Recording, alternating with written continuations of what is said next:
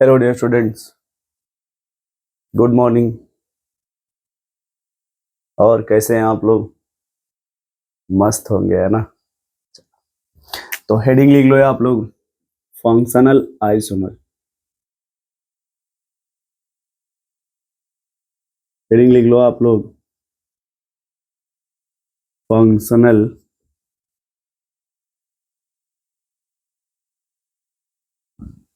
Isomer. Heading क्या लिख लीजिए आप? Functional isomer. अब ये देखो क्या होता है कि द कंपाउंड हैविंग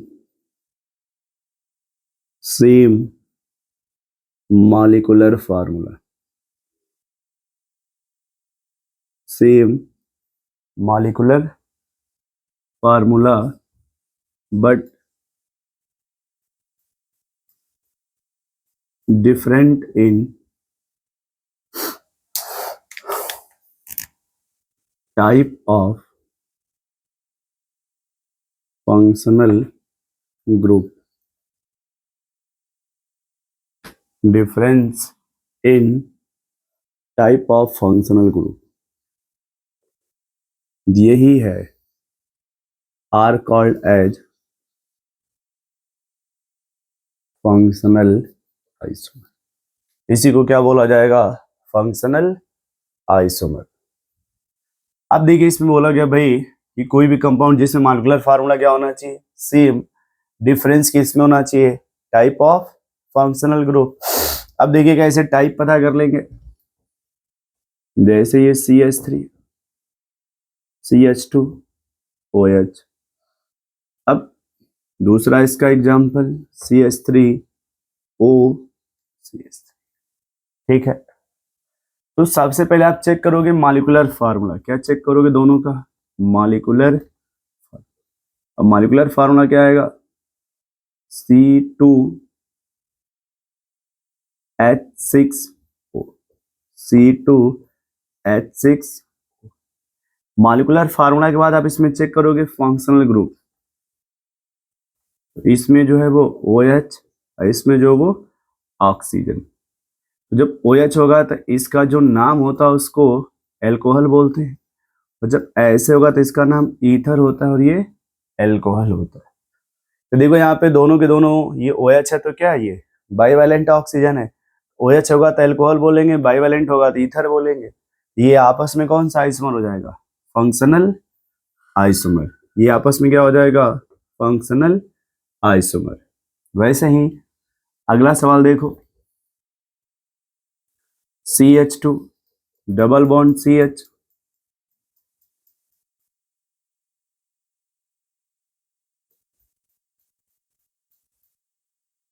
ठीक है, और एक बात और याद रखना, कभी ये पूछा जाए कि सर एल्कोहल और ईथर आपस में कौन सा आइसोमर होता है? ये फंक्शनल आइसोमर होता है। ये आपस में क्या होता है? Functional isomer. अब इसमें चेक कर लो पहले मॉलिक्यूलर फार्मूला। क्या चेक करो? क्या आएगा? C4H8। यहाँ भी क्या आएगा? C4H8। अब अगर बात करें फंक्शनल ग्रुप का, इसमें डाई इन क्या है? दो डबल बॉन्ड है ना, और यहाँ पे अगर बात करें तो आइन है ना। ये जब एक डाई इन है और एक क्या है? आइन है, तो इसी को ये आपस में हो जाएगा फंक्शनल आइसोमर। एक और पॉइंट यहाँ नोट याद रखना कि कभी भी कहीं भी अगर अल्का डाई इन दिया हो, अल्का डाई इन और अल्काइन में अगर पूछा जाए कि कौन सा आइसोमर है, तो ये फंक्शनल आइसोमर होता है। ये क्या होता है? Functional isomer. ये क्या हो जाएगा? Functional isomer. अगला सवाल देखो, अगर ये तीसरे सवाल की बात करें, ठीक है, ये ऐसे है और दूसरा वाला जो है वो मान लो ऐसे। कभी भी दो कार्बन के बीच में अगर इस तरह का ग्रुप है तो इसको कीटोन बोलते हैं। इसे क्या बोला जाता है? और अगर वो किनारे डबल बॉन्ड ऑक्सीजन, इसको एल्डिहाइड बोलते हैं। इसको क्या बोलते हैं? एल्डिहाइड। और इसको क्या बोलेंगे? कीटोन। ठीक है, देखो कैसे। इसको थोड़ा मैं तरीके से लिख दे रहा हूं। ये बनेगा CH3 C double bond O CH3 CH3 CH2 CHO। अगर चेक करें मॉलिक्यूलर फॉर्मूला, क्या चेक कर ले इनका, C3H6O C3H6O। दूसरा अगर चेक करें फंक्शनल ग्रुप, तो ये कीटोन बनेगा और ये एल्डिहाइड होगा। याद रखना, यदि कीटो ग्रुप 2 कार्बन के बिटवीन में हो, बिटवीन 2 कार्बन, आजू बाजू कार्बन है ना, इसको कीटो बोलेंगे।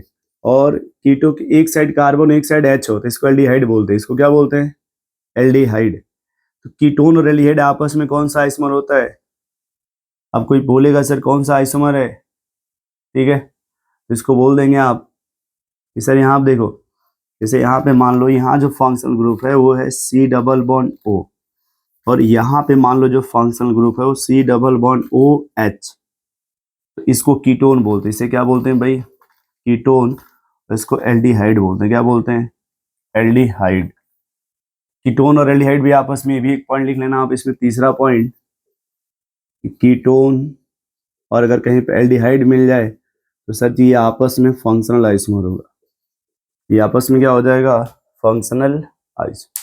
कभी भी कहीं भी अगर कीटोन और एल्डिहाइड मिल रहा हो, या फिर अल्का डाइईन और अल्काइन मिल रहा हो, या फिर अल्कोहल और ईथर मिल रहा है, तो ये सब आपस में फंक्शनल आइसोमर होगा।